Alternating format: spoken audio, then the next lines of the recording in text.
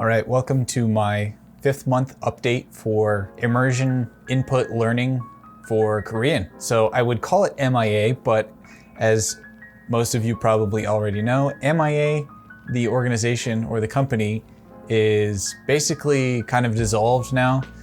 Matt and Yoga had kind of a disagreement about the business, and so they decided to split part and go different ways.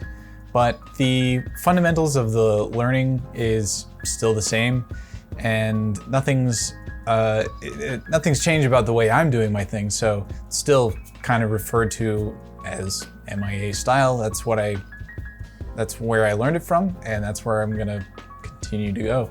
So until Matt has kind of a new website, his old website is still up, so anybody can still go and read the Mass Immersion Approach. But yeah, my 5th month update is here. So to get into that, I also want to make this a lot shorter than some of my previous updates. So we're gonna try to make it quick and snappy, and we'll see how I do. So one of the things that I noticed this month was my listening skills have improved to the point where I can listen to much faster Korean speech and still glean what I know from it. So I'm able to pick out words that I know and grammar forms and parts of sentences and be able to just tell distinct words apart at a much higher speed than I used to. I noticed that when I was listening to one of these YouTube videos that was a webtoon style narrated video, and the narrator and some of the characters that he was voicing really kind of speak at a fast pace. So I was able to keep up with that, and I was kind of surprised.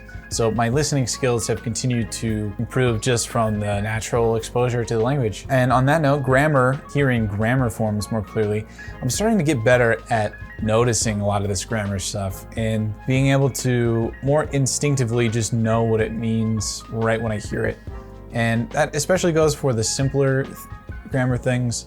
The more intermediate kind of advanced grammar, some of the rarer stuff, is not something I hear very often, and it's also not something I've been strictly trying to pay attention to a lot. I don't know that I can actually say that I've spent this month trying to pay attention to a specific thing or trying to focus on one kind of different thing. My month has been a little bit kind of all over the place about as far as immersion materials go. I spent most of my month broadening the types of immersion material that I use.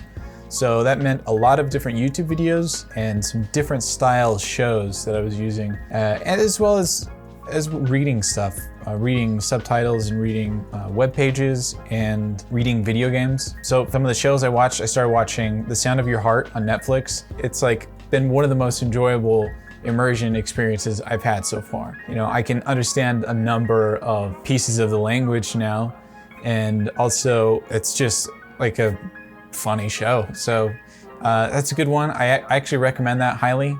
I was using language learning with Netflix for that, and that was my first time using language learning with Netflix. It's a great extension. I totally recommend it. If you're gonna be watching Netflix shows, definitely use that extension. For reading practice, that's pretty good.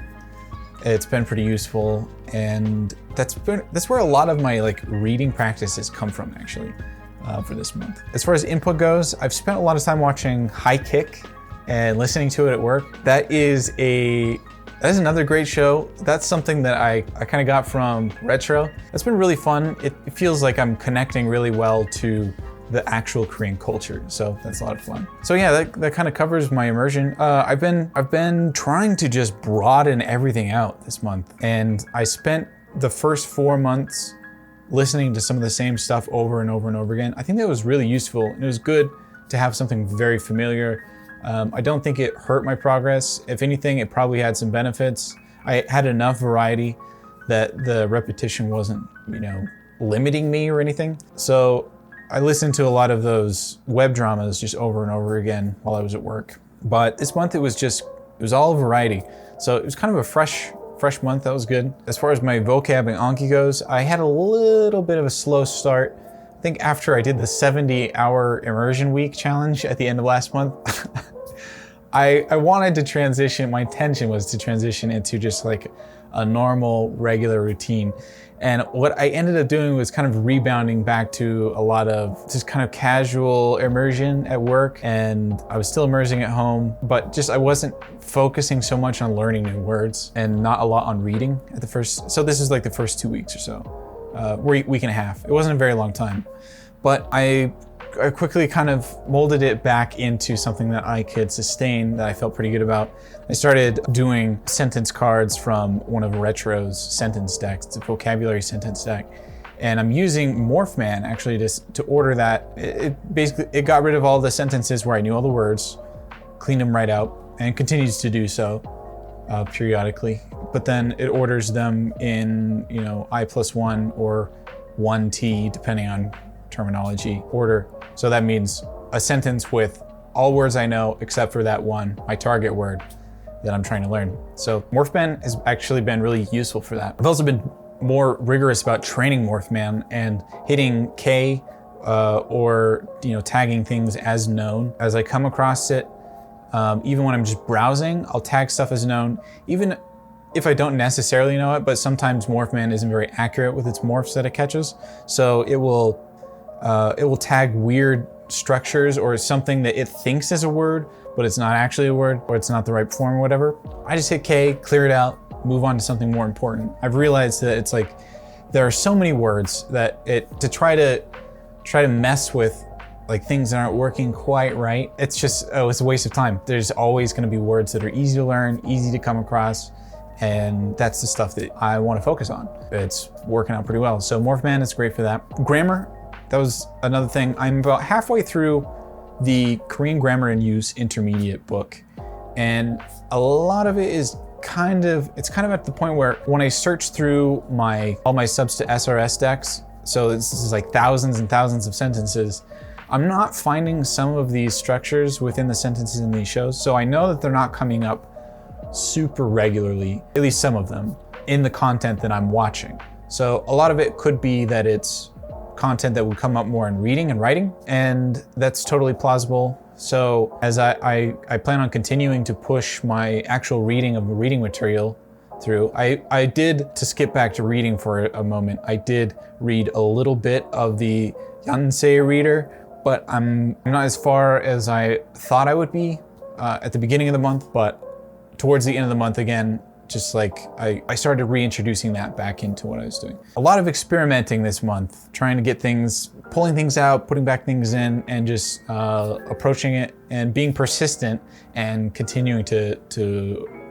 see how things work. And then I did do a little bit of the level 9 in Talk to Me in Korean. I started that a little bit, and a lot of it is full of kind of vocabulary stuff or idioms and things like that. It's good to have, but I also started doing Retro's idioms deck, or I guess it was made by Politan.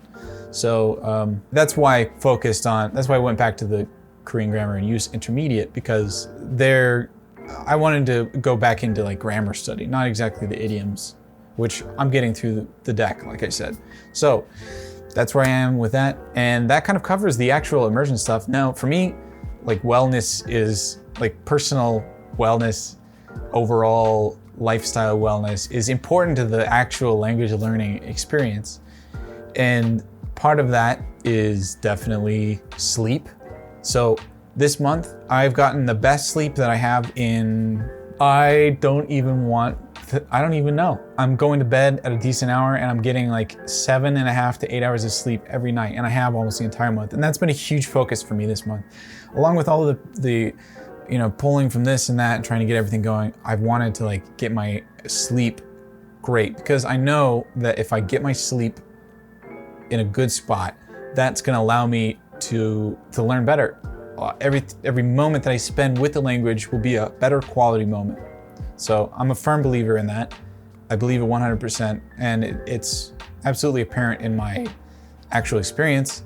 The biggest thing I've been focused on at first was getting those 8 hours of sleep however I could. And then now getting to bed a little bit earlier so I can wake up a little bit earlier to have time before work, so that I can do my Anki reps and everything before work. So that's kind of where I'm at now. And hopefully this next month, can continue doing that. So I think it's been really good. So one thing that happened during the month was I was recommended from my brother, who was recommended by somebody else, to check out this podcast. It was on the Joe Rogan Experience podcast with a guy named Andrew Huberman, and I have him written down.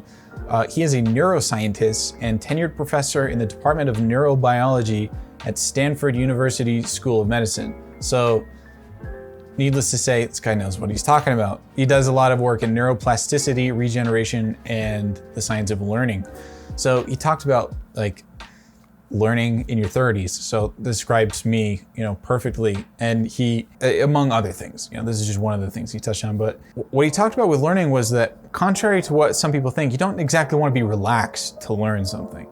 And maybe some people kind of know this instinctively, but you kind of want a little bit of like, not exactly stress, but kind of stress. Like you want a little bit of that focus, the stress hormones, right? You want those to be slightly elevated. So that's one of the things that you want to be focused when you're learning something, and then you want to relax afterwards. So really, like, one of the best ways that I kind of stumbled into my own learning practices in the evenings, I'd get home from work and I'd kind of want to feel like being a little bit lazy a little bit. So I would work out a little bit, then take a cold shower. So that really like shocks you and gets you going. And then I would sit down and meditate for 10 to 15 minutes. That would help me like get focused in to actually make use of the time that I had, because I have a couple of hours in the evening to study. And then also, the relaxing afterwards. You want to be able to relax when you're done, after you're done learning. And so I think it is really important to spend time winding down at night.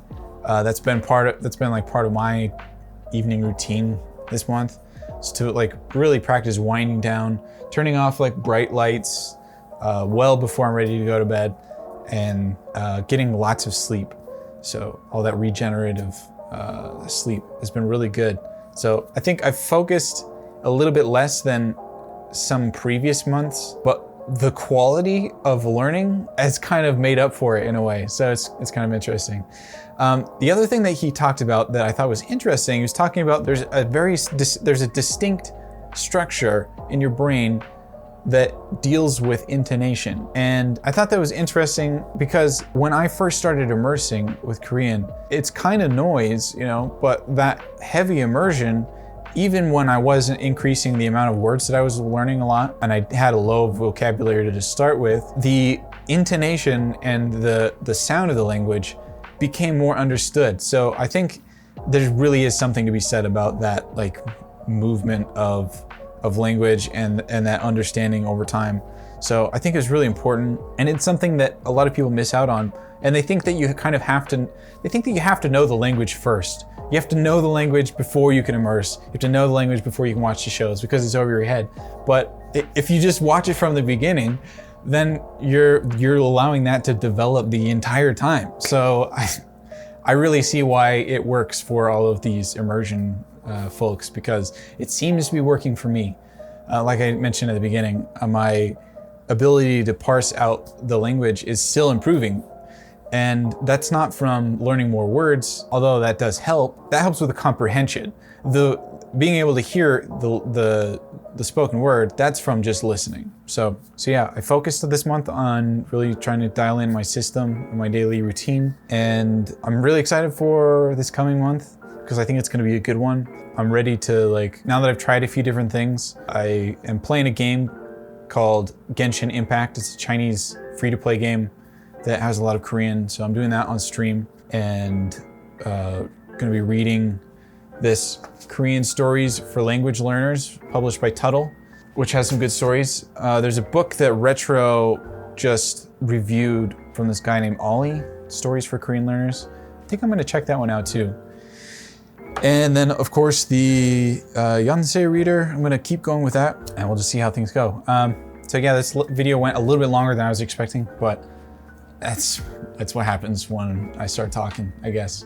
So I just want to cut it there, and I'm looking forward to the coming month. Hopefully by the month 6, I'll have some interesting anecdotes, or just be able to tell you guys nothing happened or whatever, but I'll be here for it. So thanks for listening, and I will catch you guys later.